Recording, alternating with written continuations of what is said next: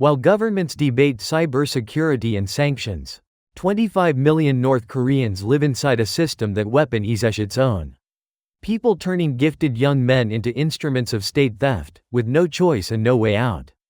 Kang Chul-min was one of them. An elite hacker who spent years draining millions from foreign banks, eating corn rice in a windowless basement, and asking no questions.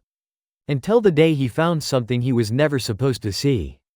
This is the story of what it costs a man to finally choose himself. Connect with stories from beyond the DMZ. Subscribe for more stories of freedom. I can still smell it. Fluorescent lights, cigarette smoke, the stale heat coming off old computers. 15 hours a day in a windowless basement. And after a while, you stop noticing. It just becomes the smell of the world. I walked into that room for the first time in the fall of my 22nd year. The escort officer stopped at the steel door face blank and said, "Comrade Kang Chul-min, from today, this is your battlefield." Battlefield. God, I was proud to hear that. Back then, the door swung open. 4 dark monitors glowed in the dimness. 3 men turned to look at me. Team leader Oh Kwang-soo glanced at me over his glasses, gave a single nod, and went back to his screen. That was the whole welcome. Only Deputy Leader Seong-jin cracked a grin and waved. "Hey, the new guy's here. Your spot's over there." Just like that, I belonged to that room. On paper, what we did was called network security research. Computer networks, the kind that move money between banks and businesses. We weren't studying them, we were breaking in, quietly, and draining them. Command called it defending the homeland. Protecting the nation with our enemy's money. I didn't question it, not once. One afternoon, Oh Kwang-soo leaned over my shoulder, said nothing, and just took the keyboard. A wall I'd been hammering for 3 days crumbled in 30 seconds.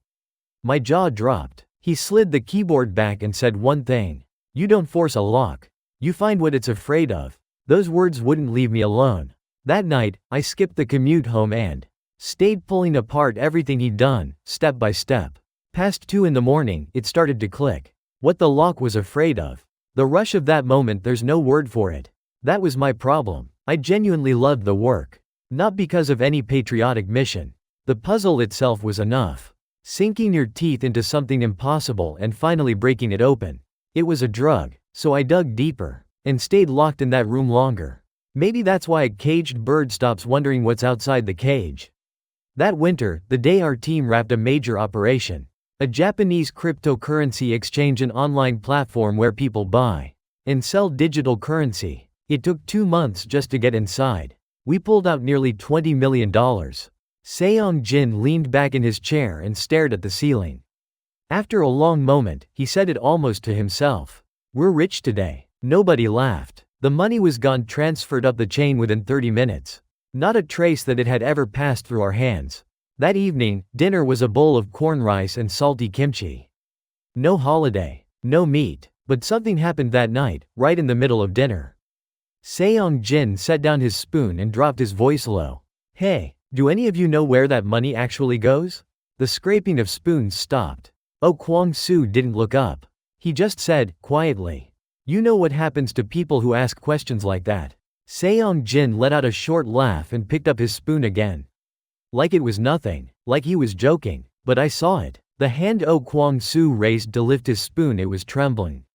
Just slightly. That's what fear looked like in that room. Not words, a trembling hand. Walking back to the dormitory after dinner.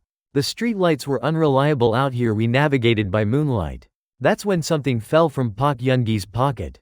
A photograph. A little girl, less than 2 years old, laughing with her whole toothless mouth. "Hey, you dropped this." He took it, said nothing, just stared at it. I thought maybe I shouldn't have said anything. Then he looked up at me and spoke quiet, even. "Chul-min, when she grows up, she's going to ask what her father does for a living." I had no answer. He didn't say anything more. Tucked the photo away and kept walking. Following behind him, each step felt heavier than the last. What does a man who steals $20 million for the state tell his little girl when she asks? That question kept circling in my head. I buried it. You had to, in a place like that. 2 months later, Seong-jin was staring at his screen when he suddenly stood up. The color had drained from his face. His voice shook. "Guys, we're dead." What Seong-jin found, he wasn't supposed to find it. It wasn't part of the assignment. He'd been probing a European server when a number looked off. He followed it, one thread at a time, until it led somewhere it shouldn't. Like finding a hidden door under the floorboards while cleaning your house. You know better than to open it, but your hand's already reaching. He said he rubbed his eyes. Told himself he was seeing things. But it was the same the second time. And the third. Numbers don't lie. He came to me first. His footsteps were careful, too careful. He stood behind me and bent close to my ear, cigarette smoke and cold sweat. Chol Min, I found something. I stopped what I was doing and turned around. One look at his face, and my stomach dropped. This was the guy who laughed at everything. Now he looked like he'd seen a ghost. I lowered my voice. What is it? He glanced around the room. Oh Kwang-soo was sorting reports in the corner. Park Yun-ji had his headset on, eyes glued to his screen. Seong-jin leaned closer, barely moving his lips. The money we've been making, half of it, is going somewhere else. I didn't understand at first.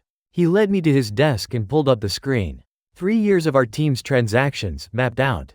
And at a certain point, the line split in two. One branch went up to the state. The other veered off to the side. Where does that one go? He pointed at the screen. It traced back to a Chinese bank. Account registered under the family name of the senior official who ran our entire unit. 3 years. Half of everything we'd earned eating corn rice in a windowless room going straight into his pocket. Not the state. Him. My fingertips went numb. The numbers blurred on the screen. Then a voice came from behind us. What are you looking at? Oh Kwang-soo. Standing right behind us. Neither of us had heard him approach. No way to know how long he'd been there. He walked slowly to the screen. Studied it for a long moment. Said nothing. The fluorescent lights hummed. He turned around. Walked back to his desk. Sat down with his back to us. Delete it. Seong-jin's mouth moved. He was about to say something. I held my breath. He didn't. He slowly placed his hands on the keyboard. Paused. And deleted it. From that night on, the four of us stopped talking. At meals. On the walk home. Back at the dormitory. It felt like anything you said might hang in the air and reach the wrong ears. Live long enough in North Korea, and you develop that instinct. You scan the room before you open your mouth. I didn't sleep. Every time I closed my eyes, I saw those numbers. That line splitting in two. Something cold settled in my gut. It wasn't anger. It wasn't even betrayal. It was a different kind of fear. What happens to people who know what we now knew? In a country like North Korea, people who stumble onto uncomfortable truths don't tend to last long. There had been another team before us. They'd worked in this same room. I'd never heard what happened to them. Never asked. My body already knew. One day they were gone. Nobody looked into it. A few nights later, I went back to the office late. Oh Kwang-soo was there alone. One desk lamp on. He was staring at something, and the moment I got close, he shut the screen. I almost walked out. Instead, I asked, "What were you looking at?" He raised his head slowly. His eyes measured me. A long pause. Then 2 words. The previous team. That was it. I didn't ask more. He didn't offer more. He turned his monitor back on and went to work. I stood there for a moment, not knowing what to say. Then I left. About 10 days later, orders came down from above. Oh Kwang-soo received the news, came back, and sat down. Like nothing had happened. That was the unsettling part. No anger. No panic. He just looked at each of us in turn. And said it the same way you'd say, "Let's get lunch." Next month. All of us. Mandatory special training. Park Yun-ji set down his spoon without a sound. Seong-jin started to say something. Stopped. I froze, chopstick still in my hand. In a hacker unit, special training meant one thing. We all knew it. The previous team had probably heard the same words. And no one ever saw them again. Oh Kwang-soo looked at each of us again. His eyes said what his mouth couldn't. We had a choice now. Stay and die, or move first. From the night I heard those 2 words special training, I lost my appetite. Sitting down to eat, my throat would close up. If I forced a few bites down, my stomach fought back. Sleep was gone too. Every time I lay down, the ceiling felt closer.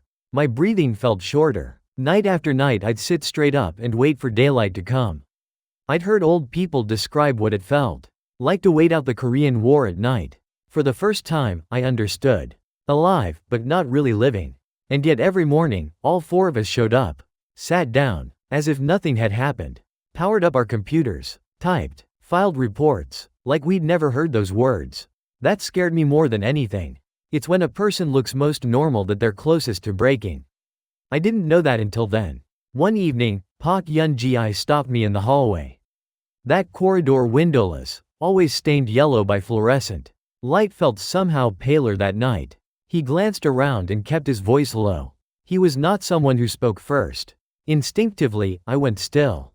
Chol Min, you look terrible. I'm fine. He studied me. His expression said he didn't buy it. He opened his mouth, then closed it. Instead, he gripped my shoulder firm, brief, and walked away. His footsteps faded down the hall.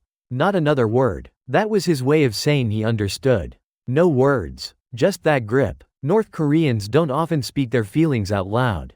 But the weight of that hand, it got me through the night. Around that same time, the guards outside our room doubled. Bag checks started on the way out. At first, we told ourselves it was routine. Then one day, returning from the bathroom, I caught two soldiers in low conversation at the end of the hall. The moment they saw me, they went silent. Stared straight ahead like nothing happened. I sat at my desk and powered up my monitor. My hands were shaking just slightly as the screen came on. It wasn't a security upgrade. They were closing in around us. At lunch that day, Seong-jin didn't touch his food. He set down his spoon and muttered, "We need to move first." Before they do, nobody answered. Nobody disagreed. Oh Kwang-soo brought it up for the first time just past 2 in the morning. We were pulling a late shift. Everyone quiet, eyes on their screens. When he lifted his hands from the keyboard and turned off his monitor, the room dimmed. The fluorescent hum filled the silence. He swiveled his chair to face us. Spoke low and slow. "What are we going to do?" It wasn't a question. It was a reckoning. I heard Seong-jin swallow. Park Yun-ji placed both hands on his knees and stared at the floor. I looked at Oh Kwang-soo. The answer was already in his eyes. He'd already made his decision. This wasn't a vote. He was asking if we were coming with him. Seong-jin spoke first. His voice caught. "Honestly, I'm scared. But I'm scared either way. If the fear's the same, we might as well go." Silence. Just the hum of the lights. He slapped his knee once and gave a bitter smile. God, that smile was lonely. Park Yun-ji lifted his head slowly. He was not a man who wore his feelings. That night was different. He said it quietly but clearly. "I have a daughter." 4 words. That was enough. For me, it was my mother's face. My mother, alone in a small apartment in Pyongyang. Someone told me later she'd gone around to relatives, bragging that her son had been chosen by the state. And what was I about to do to her? I said, "I'm sorry," to her in my head more times than I could count. I pushed back the tears. Oh Kwang-soo looked at each of us in turn. No one objected. He spoke. "We move before next month's intake. I'll find the way." The moment those words landed, we had crossed a line we could not uncross. We hadn't even said the word, defection. But at 2 in the morning, in that room, all 4 of us were already on that road. The very next morning, Oh Kwang-soo walked past me. Like nothing was different and breathed into my ear. Last night, there may be microphones in the room. No more talking. A chill moved through me. He slipped a small piece of paper into my hand. I opened it in the bathroom. China. Shenyang. Our departure for Shenyang was 10 days away. Command called it fieldwork, an assignment at a cover office in Shenyang, China. 3 months. That was the official plan. We knew it was a trap. We knew what was waiting for us in Shenyang. But we had to pretend we didn't. If they knew, we knew we'd never even make it to the door. Those 10 days were the longest of my life. Each day I held it together. Showed up, worked, ate, left, and in my head, those 4 words on repeat. China, Shenyang, China, Shenyang. Like a prayer. Those words were the way out. I knew that, and I knew that same road would take me away from my mother. Both things, colliding in my head, over and over. 2 days before departure, Oh Kwang-soo caught my eye after lunch. "Follow me." We went to the bathroom. He turned on the faucet cover for his voice. Then he said, barely above a whisper, "Tonight, if there's somewhere you need to go, go. Tomorrow, you won't be able to." I understood immediately. Go see your mother. One last time. He turned off the faucet and checked himself in the mirror, composing his face. I looked too, and didn't recognize myself. When had I gotten so thin? When had my eyes gone so flat? I stared for a moment, then looked away. At 8 o'clock that evening, I stood in the alley outside my mother's building. 5 floors. I'd lived there as a child. Could have found it blindfolded. 3rd floor, 2nd window, the light was on. She was always in the kitchen at that hour. Boiling a stew. Trimming kimchi. I stood there and looked up at that light for a long time. I needed to go up. My feet wouldn't move. If I went in, she'd see it. She always could just from my eyes. When I was a kid, she caught every lie. Every fight, every failed test, she always knew. I could never hide from her. But tonight, I had to tell her the biggest lie of my life. I'll be back soon. Take care of yourself. I crouched at the corner of the alley and stayed there. Cold from the ground crept up through my feet. A dog barked somewhere. Still, I couldn't stand up. Eventually, I went up. I rang the bell. Her footsteps crossed the floor inside that familiar rhythm, and I almost lost it right there. The door opened. She was wearing her apron. Her eyes went wide the moment she saw me. Chol Min, what are you doing here? You didn't even call. I just wanted to see you. She looked me over, said nothing, opened the door wide. I stepped inside and breathed it in. Fermented soybean stew and old wooden floors. The smell of my whole childhood. That night, it pressed against my chest. She insisted on feeding me. I sat down and let her. While she prepared the food, I looked around the room. The small TV, the worn sofa, the calendar on the wall. Everything exactly as I remembered from childhood. Somehow, that unchanged world hurt the most. She talked the whole meal. The grandmother downstairs. Vegetable prices rising at the market. A neighbor's son getting married. I answered with, yes, and, If I said more, my voice would break. Just hearing her voice, the food wouldn't go down. Because I knew. An ordinary dinner. And every time I lifted my spoon, it weighed 1,000 pounds. After dinner, she made tea. I took a sip of corn tea. She spoke quietly. Something's wrong. I set down my cup and smiled. Forced. Nothing's wrong. I told you I just missed you. She watched me for a long time. That look, the one from when I was a child. The look that meant she already knew. But she didn't push. She just picked up her cup and looked out the window. When I stood to leave, I took her hand. It was rough, swollen at the knuckles from a lifetime of work. I held it in both of mine and couldn't say anything. She didn't say anything either. She just held on. I turned and walked out. On the stairs, the tears came. I knew I had to be quiet. But somewhere in the middle of those stairs, I stopped.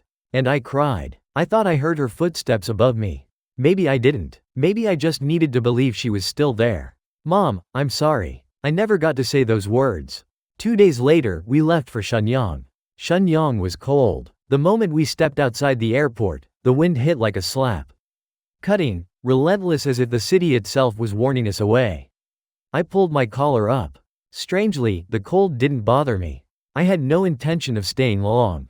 Command had placed us in an office cell in the heart of the city, a unit dressed up to look like a trading company. During the day, we sat and worked like nothing was wrong. The first night, Oh Kwang-soo came into the room and locked the door. Then he reached into his bag and pulled out a small device. I knew exactly what it was. A bug detector used to sweep for hidden microphones. He moved it slowly across every corner of the room. The three of us watched and didn't breathe. The device hummed. Seong-jin barely made a sound when he asked, "What happens if it finds something?" Oh Kwang-soo kept moving it and answered flat, "Then we know before they do." Whether that was reassurance or warning, I couldn't tell. About 3 minutes passed. He set the device down. "We're clear. For now." Seong-jin exhaled long and slow. Park Yun-ji lowered himself onto the edge of the bed and muttered, "So what do we do now?" Oh Kwang-soo looked at each of us and said quietly, 3 days. We have 3 days to build our way out. Signal South Korea. Build identities. Erase our trail. 3 days. That was all we had. I stared at the ceiling for a long time that night. Then I sat up and opened my laptop. The moment the screen lit up, something in me went still. Not calm clarity. This was the only thing I knew how to do. My whole life, I'd used these hands to take from others. Tonight, for the first time, I was using them for us. Seong-jin opened his laptop beside me. Park Yun-ji stood at the window and looked down at the street. Oh Kwang-soo sat at his spot without a word. Less than a minute and all 4 of us were at our positions. Nobody hesitated. Not for this. The first task was getting a signal to South Korea. We had to build an encrypted channel deep in layers of the internet. that ordinary searches couldn't reach and push a message through to South Korean intelligence. It took an hour to write. 10 lines. Each word weighed 1,000 pounds. I held my finger over the send button and stopped. Press it, and there's no going back. Don't press it, and we're already dead. I closed my eyes, opened them, pressed. The reply came 2 days later. 3 in the morning. I was alone at the laptop while the others slept. A message appeared in the encrypted channel. My stomach dropped. My hands shook. I decoded it. Short. In English. I read it twice, then a third time. Confirmed. Route is being prepared. Qingdao Airport. 3 days. I knocked on Oh Kwang-su's door.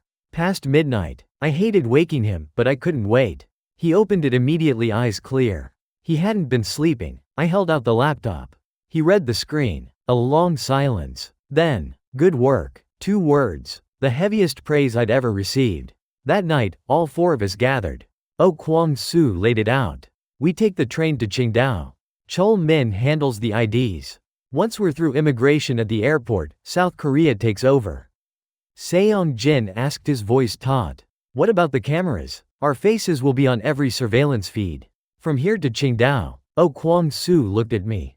I'd already been thinking about that part. I'll wipe them. They all turned to me. The room went quiet. I made myself keep my voice steady. The highway surveillance network from Shenyang to Qingdao. I can reach its central server from the cover office computers. I'll overwrite the footage files during our transit window. The cameras will record us. The recordings just won't exist. Seong Jin stared at me. Man, you're terrifying. I couldn't tell if that was a compliment. I let it go. Oh Kwang-su nodded. Can you pull it off? I took a breath before I answered. Honestly, I wasn't sure. You don't know until you're inside. I'd never touched a surveillance network this size in real time. But I couldn't say no. If I said no, all 4 of us were finished. Cold sweat ran down my back. I'll pull it off. The moment those words left my mouth, I felt more alone than I had since turning 28. And at the same time I knew I could not let these 3 men down. The train to Qingdao left at 11 in the morning. We arrived at Shenyang station an hour early. Each of us moved alone. 4 people traveling together draws attention. I had a black puffer jacket. Hood pulled low, and walked to the platform watching everything. Cameras everywhere. Ceiling, pillars, above the ticket windows. Usually I'd walk right past them. That day, every single one registered. It's fine. I already wiped them. I told myself that, over and over. The night before, I'd accessed the city's central surveillance server and swapped out the footage files for our entire transit window with blank replacements. The work ran past 4 in the morning. My fingertips were numb by the end. Oh Kwang-su put a hand on my shoulder once, then walked to his room. That was all. It was enough. Then, the moment I stepped into the station, 2 soldiers in uniform, standing at the platform entrance. A checkpoint. I didn't stop walking. Stopping would look worse. The people ahead of me showed their IDs, got them back, moved through. I stood in that line and gripped the card in my pocket. So hard my fingers went white. My heartbeat was audible in my ears. My turn. The soldier held out his hand. I passed him the ID. Chinese national ID card. Name Wang Wei. Age 29. I'd built it myself, complete with a matching entry planted in the national database. A man who, on paper, had always existed. He studied the card, then looked at me, then asked, "Where are you headed?" I counted to 3 inside my head. Kept my voice flat. Business trip to Qingdao. He flipped the card and looked at the back. Those 2 seconds lasted 2 minutes. Sweat ran behind my ear. The soldier beside him said something into a radio. I didn't look over. I looked straight ahead. A departure announcement echoed through the station in ordinary Mandarin, but it reached me like sound underwater. All I could hear was my own pulse. He handed the ID back. I nodded and walked through. Cold sweat ran the full length of my spine. Far ahead on the platform, Oh Kwang-su was already standing at the far end. Our eyes met. He gave the smallest nod. Everyone had made it through. Then a vibration from inside my laptop bag. A notification. Someone was trying to recover the files I'd overwritten. I couldn't open the laptop on the train. The seats were packed tight. The person beside me would see everything. I set the bag on my lap, felt the vibrations, and stared out the window. 5 hours from Shenyang to Qingdao. The winter fields rolled past, everything dead and yellow. I don't really know how those 5 hours passed. I just sat there, breathing. The moment we pulled into Qingdao, I ran for the bathroom. I opened the laptop, checked the alert. Someone had attempted to recover one of the overwritten files, the platform entrance camera at Shenyang station. The exact spot all four of us had passed through. The recovery had failed. I hadn't simply deleted the originals, I'd replaced the files entirely. There was nothing left to restore. I stared at the screen for a moment. Then I walked out. Oh Kwang-soo was standing right outside waiting. His eyes asked the question. I gave a small nod. We're fine. They can't recover what isn't there. He let out a quiet breath. The first one I'd seen from him in days. Good work, Chol-min. Now we just have to board a plane. He didn't say anything else. Just started walking. Following behind him, my legs started to give. Whether the tension was releasing or whether my body already knew that. The real test was still ahead, I couldn't say. The taxi to the airport was 20 minutes. Inside the car, Seong-jin said quietly. We're doing the right thing, aren't we? Oh Kwang-soo looked out the window and answered. We're still breathing. Seong-jin gave a short laugh. Pak Yun-ji smiled too. So did I. A strange laugh, nothing was funny, but there it was. Maybe that was the only thing any of us had left. Walking into the Qingdao airport departure hall, Oh Kwang-soo said quietly. From here, we go alone. Clear immigration, then meet at the gate. We looked at each other. Nobody spoke. Nobody needed to. I took my place at the back of the line. Each of us strangers who'd never met. One by one, the line shortened. I walked forward, stood before the immigration officer. He took the passport, scanned it, checked his monitor, then looked slowly at my face. The silence pressed down like something physical. He opened his mouth. One moment. He checked the monitor again. Then looked at me. Then back at the monitor. I held my breath. At the next window, the world kept moving, stamps, papers, footsteps. It all reached me from somewhere far away. Nothing existed but the hum of fluorescent lights and the sound of my own heart. The officer picked up the phone. Everything went white. Picking up the phone meant he couldn't resolve this alone. He was calling it up the chain. I tried to hold my expression together. I could feel my lips wanting to tremble. I had no idea where to look. So I fixed my gaze on the wall just past his shoulder. Someone behind me coughed softly. Even that made my pulse spike. The officer spoke briefly in Mandarin. I caught most of it and then I heard the name Wang Wei. My name. The name I'd built. Something came back through the line. He listened, nodded once, set the receiver down, and typed something. As I listened to those keystrokes, my mother's face appeared. Strange timing, but that's what happened. I pressed my weight into my feet so I wouldn't go down. The officer stamped the passport. Extended it. You're clear. I took it, nodded once and turned. Walking toward the gate, I noticed my legs were still moving, knees completely hollow, feet still going forward. I moved through the crowd. Duty-free lights caught my eye. Someone was wearing perfume. That ordinary airport smell, it nearly broke me. We'd made it this far. We were still alive. Facts that simple had never felt so fragile. I bit down on my lip and kept walking. At the gate, Oh Kwang-soo was already seated. Seong-jin and Pak Yun-ji beside him. Seong-jin looked up and asked, barely above a whisper. How'd it go? I sat down instead of answering. Closed my eyes. Oh Kwang-soo gripped my shoulder once firm, then let go. That was enough. The boarding announcement came. Incheon. I opened my eyes and stood up. The words came through in Korean, a voice I'd never heard before. We will now begin boarding for Incheon International Airport. The moment that Korean reached my ears, something broke loose in my chest. Seong-jin's voice came out low and unsteady. We're actually going. Nobody answered. Instead, everyone stood up.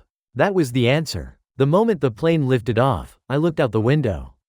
Qingdao shrank below us. The lights pulled away. Then we entered the clouds, and there was nothing, just white. I finally let my back touch the seat. It was only then I realized my spine had been rigid for hours. I hadn't known how deep the tension ran. Seong-jin was in the seat beside me. He was staring at the window when he said quietly, "My hands are shaking." I looked. His hands were trembling on his knees just slightly. Mine too. He gave a short laugh. Then said nothing more. I said nothing either. We just sat there and looked out at the clouds together. There was nothing to see. That was fine. About 2 hours later, the captain's voice came over the intercom. We will shortly begin our descent into Incheon International Airport. I heard those words and closed my eyes. Incheon. I said the name again, silently. I'd seen it on a map once, as a child, a map of the South. Back then it was just a place name. That night, it was something else entirely. The plane began to descend. Through the window the sea. A winter sea, gray and flat. Then land appeared. Rice paddies. Roads. Buildings. Red-roofed houses clustered together. It looked something like Pyongyang, and nothing like it at all. I pressed my face to the glass, trying to hold all of it. Same sky. Same earth. But people here lived differently. Whether I could too, I didn't know yet. The wheels touched the runway. From the seat ahead, Park Yun-ji said quietly.